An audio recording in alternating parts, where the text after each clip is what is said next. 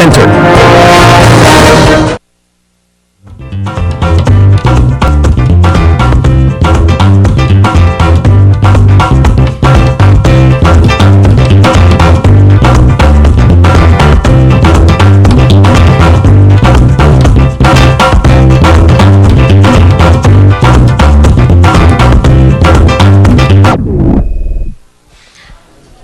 Magandang araw, Bansang Pilipinas. We are coming to you live from the GSIS Theater dito sa Pasay City.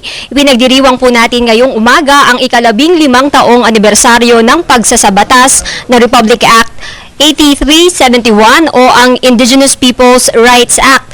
Ito po ay pangungunahan ni Pangulong Aquino na ilang minuto lamang ay darating na dito sa GSIS building. Ang tema po ngayong taon ay Gabay sa Kaunlaran, isa isip at isa katuparan.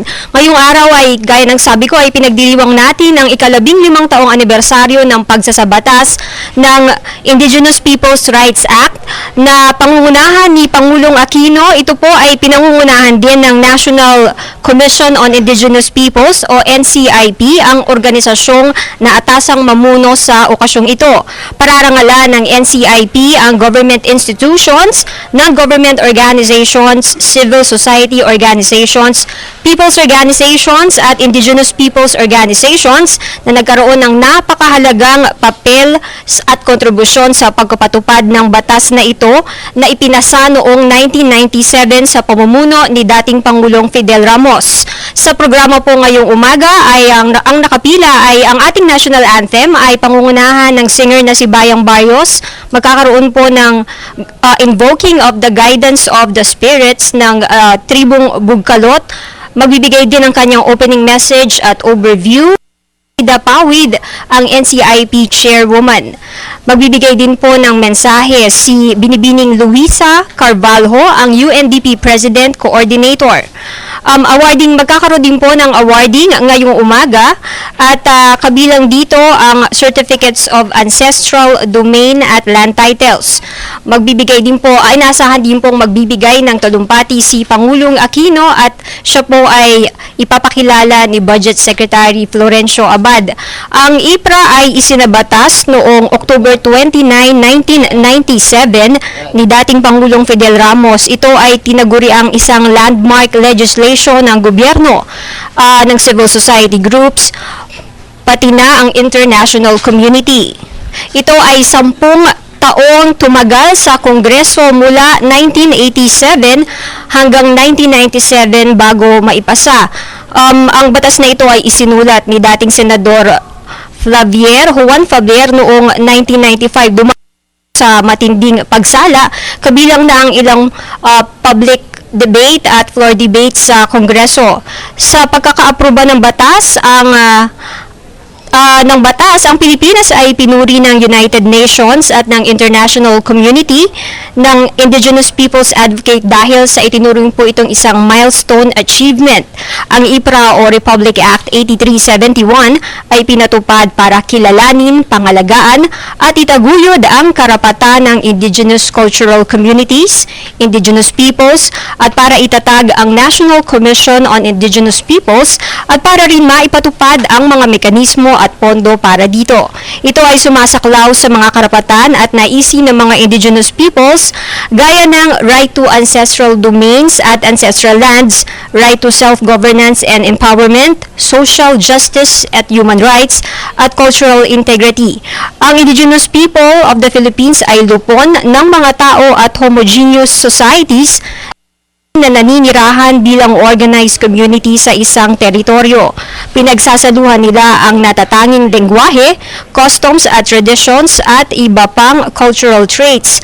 Sila ang mga tao o grupo na umiiwas sa anumang politikal, sosyal at cultural na pananakop, na ipagkaiba sila sa mayorya ng mga Pilipinong naninirahan sa bansa. Ngayong umaga ay tinatayang nasa 400 ang estimated crowd na darating dito at naghihintay kay Pangulong Aquino. Kanina ay namataan natin ang kapatid ni Pangulong Aquino na si Maria Victoria Aquino D. At ngayong araw po ay kabilang ang kanilang ina, si dating Pangulong Corazon Aquino, sa mga bibigyan ng parangal. Nasa listahan din ng awardees ngayong umaga si Mr. Ponciano Benagen, ang former congressman na si Jeremiah Zapata, ang dating congressman na si Gregorio Andolana, si dating congressman Claver at dating Secretary Ernesto Garilao. Bibigyan din ng parangal ngayong umaga ang dating ambassador na si Howard D. at ang Commission on Human Rights na magiging represented ni Attorney Nasser Marohom Salik. Bibigyan din ng parangal ang Haribon Foundation, ang grupong Panlipi, ang Gaston Ortigas Peace Institute, at ang Interim National Indigenous Peoples Council.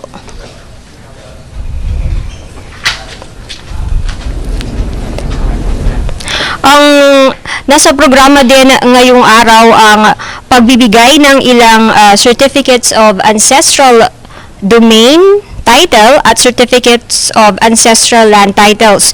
Kabilang po dito ang grupo ng Tagbanwa na kinakatawan ng pangalawang pundador na si Rodolfo Aguilar at ni Paula. Sila po ay mula sa Coron, Palawan. Bibigyan din ng plaque ang grupo ng Panlima Amparay Das at Panlima Angelito at ang kanilang leader na si Panlima Angelito Sanchez na matatagpuan sa Rizal, Palawan. Kasama din po sa bibigyan ng titulo ang mga heirs ni Elizabeth Matan, ni Lydia Bidos, si Dominador Galian at si Virginia Kuyan Panganiban. Meron din pong programa ang komisyong ito na pagbibigay ng scholarship sa mga deserving na mga anak ng indigenous peoples.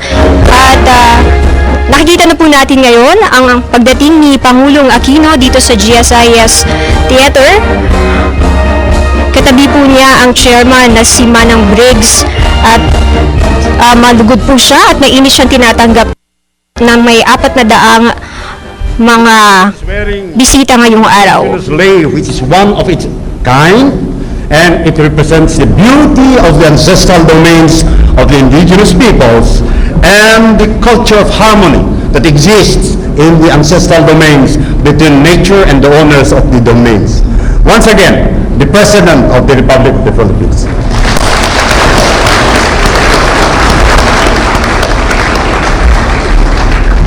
We shall now start with the program proper, and we would request everybody to rise for the singing of the Philippine National Anthem, which will be led by an IP who has attained international prestige in IP music, Ms. Bayang Barrios, and it will be followed immediately by an invocation to be led by our sisters, brothers from the Ilonggot tribe of Aurora Province.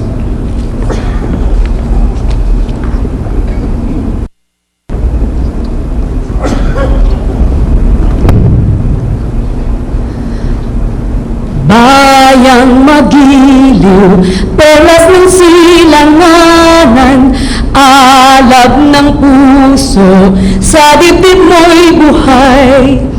Lupang hinirang, duyan ka ng magiting, sa manlulupig, di ka pasisiil, sa dagat at bundok, sa simoy at sa langit mong bughaw, may dilag ang tula at awit sa paglayang minamahal, ang kislap ng wataw at mo'y tagumpay na nagniningning, ang bituin at araw niya kailan pa may di magdidilim, lupa ng araw ng luwal, hatid pagsinta, buhay ay langit sa piling mo. Aming ligaya na pag may mang-aapi ang mamatay ng dahil sa'yo.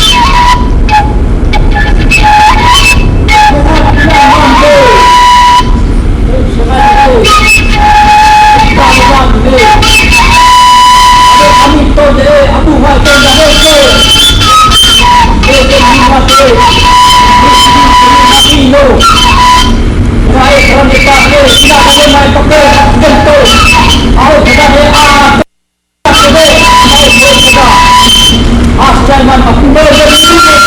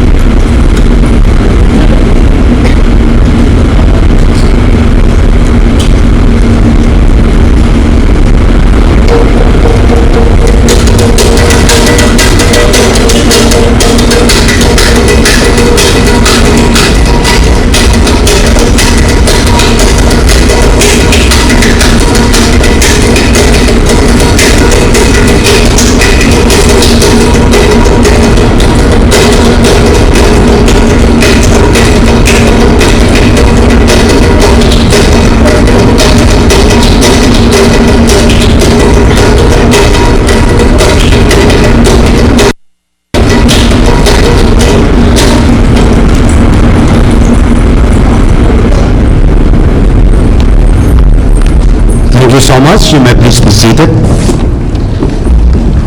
Thank you. Brothers from the Ilonggo tribe of the Sierra Madres. For the opening remarks and overview on today's event, may we call on the chairperson of the National Commission on Indigenous Peoples, the Honorable Zinaida Brigida H. Pawid.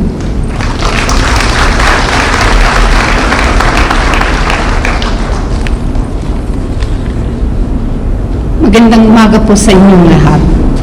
Today marks a milestone, an occasion to take serious stock of the Indigenous Peoples' Rights Act and of the National Commission on Indigenous Peoples. More importantly, for those of us IPs, it is long overdue that we look forward with purpose and clarity. There is much to celebrate and be grateful for. We thank you, Mr. President, for releasing the NCIP from former other departments and putting us under your own office. We thank you for allowing us a chance to look at our legal tangle and put order into our quasi-judicial court. We thank you for the equal opportunity to evaluate and streamline our policies to make our ancestral domains not merely titles, but one for development and protection of our people. We thank you for the full support to the cleaning of our own house. With the able assistance of the executive and budget secretaries, we have adopted your performance budgeting and governance with transparency and accountability. The Secretaries of Social Welfare and Development, Education and Health have unselfishly extended their guidance and assistance towards crafting appropriate and culture-sensitive programs in their departments. We thank the Philippine Commission on Women that has held us by the hand to put in the NCIP a gender and development program. The Commission on Elections has embarked on a pilot registration of IPs with the end in view of total IP registration for the 2016 elections. Over 500 mandatory representatives have been chosen and are ready to serve in local councils, Mr. President, a legacy to the late Secretary Robredo. We thank you all, friends and mentors in the audience this morning, our awardees. We thank you most humbly for with us and continuing to walk with us along the road of trying to bring empowerment to the indigenous peoples so that we may add to the rainbow of the Philippine nation. We thank you, Mr. President, for appointing us to the Mining Inter-Cabinet Coordinating Council, a singular honor and responsibility for the NCIP. We gather here today to look back and candidly accept our shortcomings, recognize our limitations, but pledge our commitment to a renewed and determined pursuit of the goals of the Indigenous Peoples' Rights Act for, by, and of the indigenous peoples. We Mr. President, we have chosen to take the matuwid na daan. The challenges are formidable, the tasks are daunting, but with your unwavering leadership and singular objective of serving the Filipino people in this hall today, we'll persevere in carrying our share of the IP load. At the start of the 15th year of enactment of the IPRA, there is much reason to celebrate. Thank you, everybody.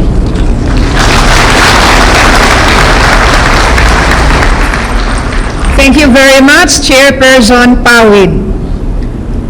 Thousands have struggled for years for a state policy that will recognize, promote, and respect the rights of indigenous cultural communities or the indigenous peoples.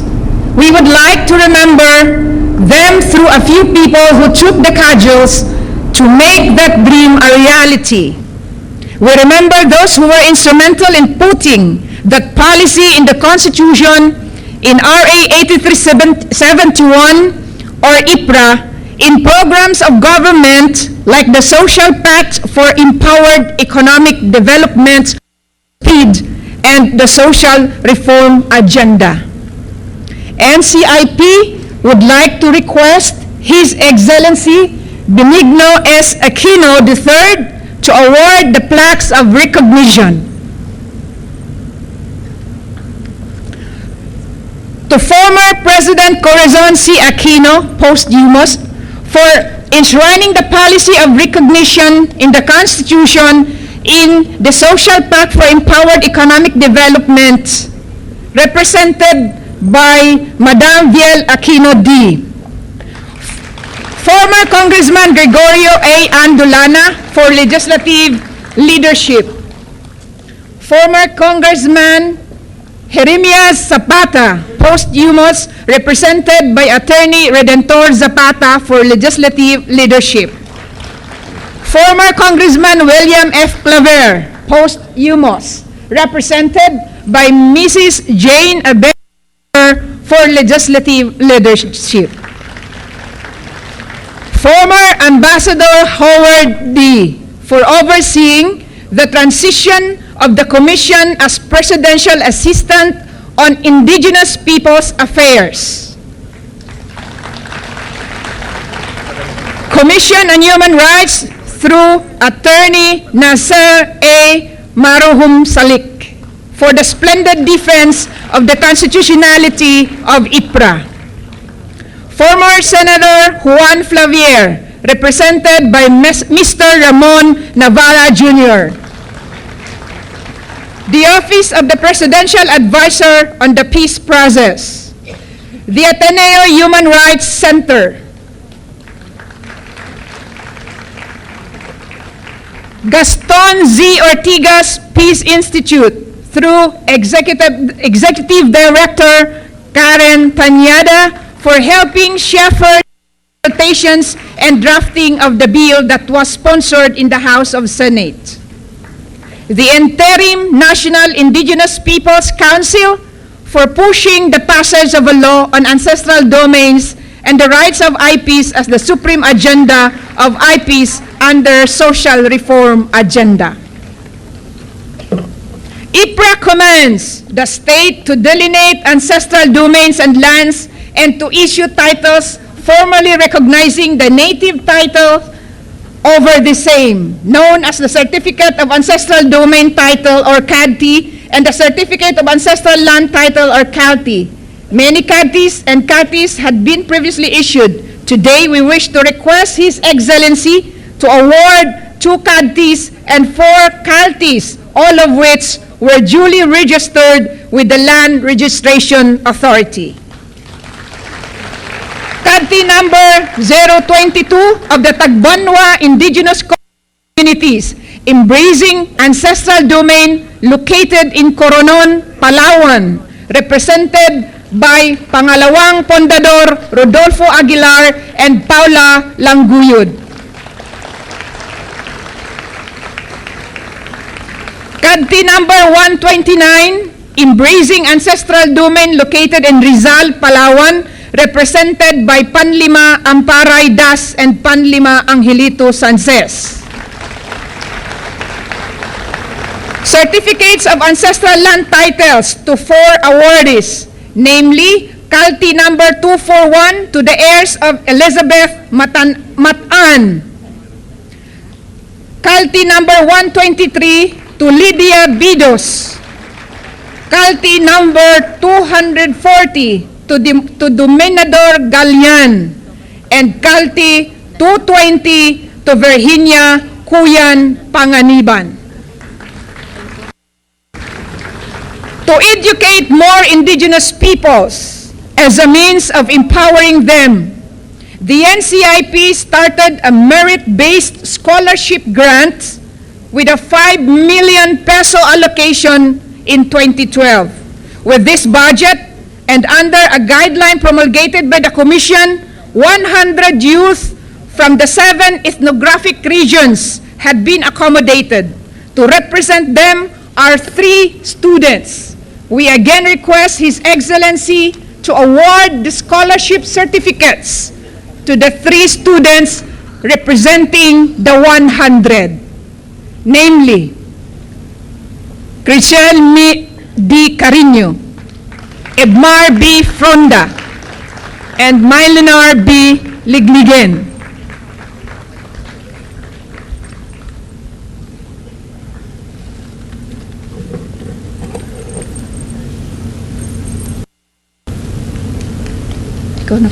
Thank you very much.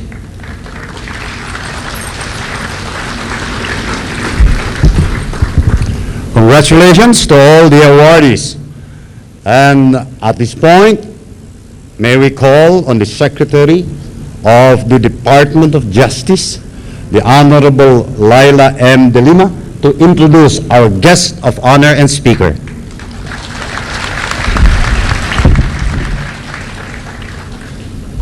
Magandang umaga po sa inyong lahat. Mga kababayan, ang ating minamahal na Pangulo ng Republika ng Pilipinas, ang kagalang-galang Benigno S. Aquino III.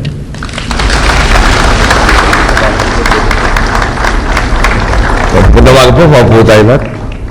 Secretary Laila De Lima, Congressman Teddy Bagilat, Chair of the GSIS System, Anambitay Lacson, Chair Zenaida Pawid of the National Commission on Indigenous, Commissioner Conchita Calzado, Commissioner Sarmento, IPRA advocates and members of the indigenous cultural communities, recipients of the certificates of ancestral domain titles, ancestral land titles, and scholarship grants, fellow workers in government. Honored guests, mga minamahal ko mga kababayan, magandang umaga po sa inyo lahat.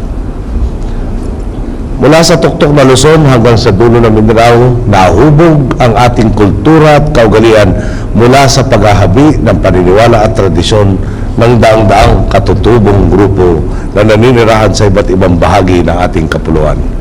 Dito nagugat ang ating mayamang kasaysayan. Ito ang haliging tungkulin nating patibayin at pagkaingatan.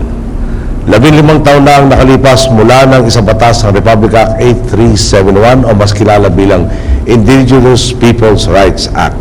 Layon nitong kilalaning isulong at pangalagaan ang mga karapatan ng ating mga katutubo, ang kanilang kultura at komunidad, gayon din ang kanilang minamahal.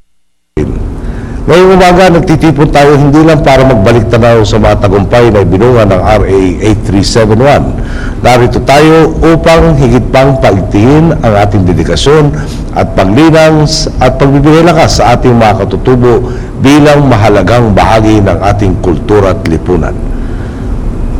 Nananalig akong ang 24 na mga individual at institusyon na ginawaran natin kanina, kabilang na ang aking ina, ay magsisilbing tanglaw at inspirasyon upang lahat ng Pilipino, taga-lungsod man o taga-probinsya, executive man ng isang bangko o leader ng isang etnikong pamayanan, ay may pantay na pagkakataon at karapatan tungo sa makabuluhang kinabukasan.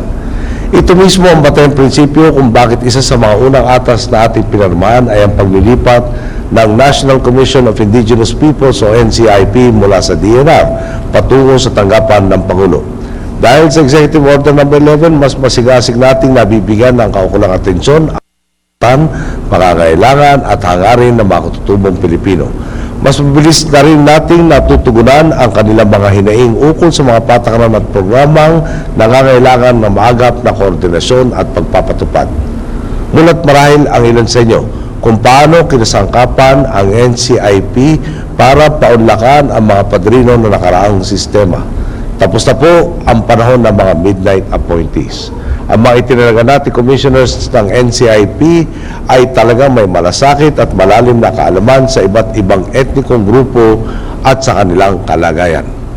Maliban sa pagiging bahagi ng Human Development and Poverty Reduction Cluster, gayon din ng Mining Industry Coordinating Council, siniguro din natin ang pakikalahok ng ating mga katutubo sa pagbuo ng mga batas at paggawa ng desisyon sa lokal na antas. Sa katunayan, may mahigit 850 katutubong kinatawan ang kalahok sa iba't ibang local legislative councils. Patuloy ito sa pagkilala ng malaking ambag ng mga katutubong Pilipino at sa pagkukusa nilang tumulong sa pagkukumpuni ng bayan. Bumaka naman po tayo sa usapin ng mga lupaing minana. Mula 1998 hanggang sa kasalukuyan, may kabuuang 158 certificates of ancestral domain titles ang naipamahagi, kung saan halos 918,500 claim holders ang nakikinabang. 20 milyong piso kada taon ang inilaan ng ating administrasyon para sa ancestral domain delineation. At nagbunga naman ito sa pagkakatitulo ng 300,000 hektarya ng lupaing minana. Gayunpaman, 7 titulo pa lamang ang naipapamahagi natin sa ating administrasyon. Aminado po tayo sa unang tingin mabagal ito. Subalit, kailangan natin maging mulat na hindi lang distribusyon ang obligasyon ng pamahalaan. Tungkulin natin linisin ang mga agyo at tapalan ang mga butas ng nakagisnang sistema. Bawal po ang pwede na sa tuwid na. Kaya tinitiyak natin ang bawat proseso sa pagpapatitulo ay dumadaan sa tamang mga hakbang. Oras na mapatag na natin ang mga lubak, tiyak na mas mabilis ang proseso at mas matiwasay na makakamit ng ating mga katutubo ang mga lupaing pamana na karapat-dapat nilang pakinabangan. Sariwa pa rin marahil sa alaala ng ilan ang imahe ng mga katutubong na pilitang mag-alsabalutan ng pumutok ang mga pinatubo. Noong mga panahon iyon, naging pangkaraniwan tanawin sa kamay nila at makarating probinsya ang mga pamilya ng katutubong sumisilong sa mga waiting shed at nakikipagpatinter sa daan para sa ilang pirasong barya. Tila nakakalimutan ng marami, lalo na mga kabataan na naging bahagi ng sandatahang lakas ng unang republika ang ating mga katutubo. Bumaba sila noon para makiisa at makibalikat sa pagtatanggol laban sa mananakop. Ngayon sa tuwidadaan, tungkulin nating iwasto at tiyaking may dignidad at paggalang ang pagtanaw at pakikitungo natin sa mga katutubo. Bilang inyong Pangulo at bilang inyong kapwa Pilipino, mananatiling bukas ang aking pintuan sa inyong mga mungkahi para sa pagpapandayo ng mga bagong paraan upang mapangalagaan ang kapakanan ng mga katutubo nating kababayan. Lagi po nating tatandaan, hindi kailanman maubusan ang dahilan ng mga Pilipino upang ipagbunyi ang ating makulay na kultura at ikarangal ng ating katangi-tanging lahi. Hindi ba't ilang beses na nating pinatunayan? Noong 1898 sa Kawit, Cavite, nang binaklas natin ang kalag ng mga mananakop at ibinandila ang ating kasarandan. Noong 1986 sa EDSA, nang mapayapa natin pinabaksak ang diktadurya.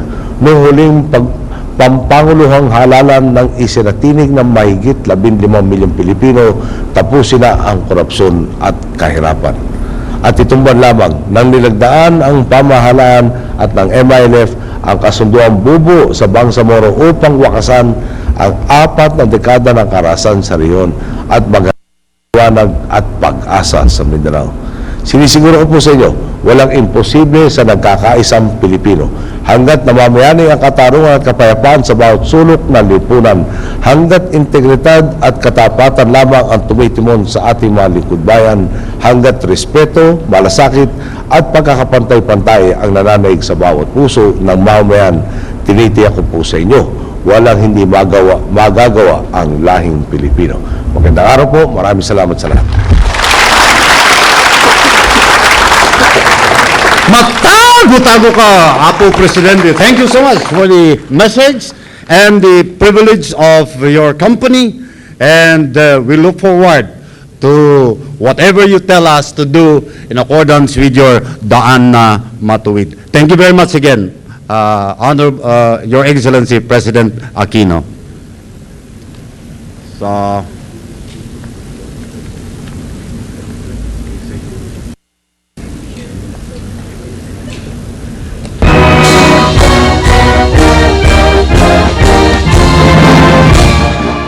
Natungayan niyo po, mga kababayan, ang naging talumpati ni Pangulong Aquino sa ika-15 taong anibersaryo ng pagsasabatas ng Indigenous Peoples' Rights Act o IPRA dito sa teatro ng GSIS sa Pasay City. Sa inilahad na talumpati ni Pangulong Aquino kanina ay sinabi niya na ang Republic Act 8371 ay may layuning kilalanin, isulong at pangalagaan ng mga karapatan ng ating mga katutubo, lalo na ang kanilang kultura at komunidad.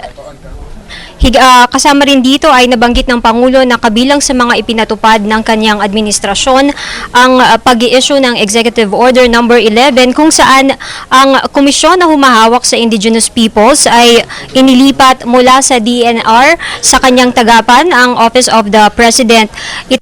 Ay para mabigyan ng kaukulang atensyon ang mga karapatan, pangangailangan at hangarin ng mga katutubong Pilipino. Sinabi rin ng Pangulo sa kanyang talumpati na tapos na ang araw ng mga midnight appointees at ang pagpapaunlak ng mga padrino na ipinapatupad noong nakaraang sistema. Sinabi niya na ang mga itinilagang commissioners ng NCIP ay talagang may malasakit at malalim na kaalaman sa iba't ibang etnikong grupo at sa kanilang mga kalagayan. Ang NCIP ay bahagi na rin ng mga programa ng pamahalaan katulad ng Human Development and Poverty Reduction Cluster, gayon din ang Mining Industry Coordinating Council. Bukod dito ay sinabi rin ng Pangulo na mahigit 850 katutubo at kinatawan ang nakikiisa na ngayon sa local legislative councils. Sinabi rin ng Pangulo na sila ay may malaking ambag sa pagkukumpuni ng bayan. Nabanggit din kanina ng Pangulo na may 300,000 hektarya ng lupa na ipamimigay ang pamahalaan at ito ay may budget na 2 milyon kada taon.